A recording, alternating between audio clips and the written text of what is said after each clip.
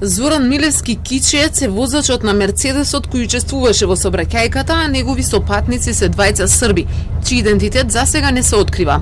Според соопштението на МВР се работи за 42 годишен ММ и 51 годишен ПЖ, кои имале тешки телесни повреди. Во болницата во Гостивар тие ги поминале прегледите и биле препратени на клиниката за траума во Скопје. Оттаму пак за Телма потврдуваат дека дури еден од нив имал искршиница на надколеницата, но и двајцата инсистирале да бидат испишани. Според информациите на Телма, тие сакале да се лекуваат во Србија и заминале. Од обвинителството исто така ја потврдуваат оваа информација, но велат дека тие не биле задржани во земјава, бидејќи се утврдило дека не можат да бидат виновни за несреќата. Во меѓувреме отворена е истрага за да се утврди виновникот. Направен е увид на лице место. Телото на загинатиот е предадено на обдукција. Издадена е наредба за проверка на крв и урина, а е наложено да се направи и сообраќајно техничко вештачење. Зоран Милевски Кичиец е осуден на 3 години затвор во случајот рекет, а од казната му преостанува уште третина. И отслужува во затворот во Струга, но на слобода бил од 9 август, откако директорот на управата за извршување санкции му потпишал прекид на казната до 8 септември поради здравствени причини.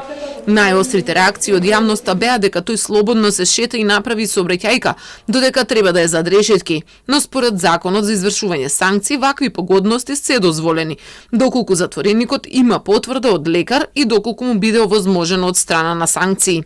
За опозицијската ВМРО ДПМН е пак Кичиец е миленик на власта, за кој велат и вчера добил поддршка од припадници на Агенцијата за безбедност. На лице место стигна вработени во АНБ за кој има сведоштво дека се обидувале да прикријат информации за сообраќајката. Поголем доказ од ова дека во Македонија Зоран Заев е во брак со подземјето нема. Фактот што е на слобода Зоран Милевски Кичиец, кој учествувал во сообраќајна несреќа, власта го правда со контрадикторни изјави. Од АНБ за Телма потврдуваат дека еден нивни припадник се нашол на местото на несреќата, но случајно. Случајот го истражиле и велат дека тој не бил на службена задача, туку приватно со возило. Се нашол во колоната од застојот, па излегол да види што се случува. Во вчерашната сообраќајка, освен возилото на Милевски, учествува и тетовско БМВ и гостиварски фургон. Од последново загина 34 годишен гостиварец сопатник, а 5 мина беат потешко повредени. Од болницата велат дека биле извршени 2 операции на скршиници и во моментов пациентите се добро.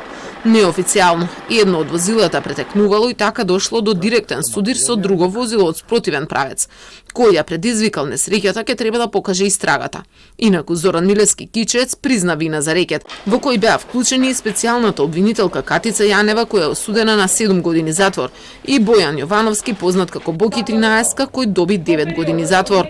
На снимката која протече во јавноста, токму Кичиец ја носи торбата со 1,5 милиони евра, земени од бизнисменот Јордан Камчев, но тој никогаш јавно не проговори, а не сведочеше ниту пред кривичниот суд.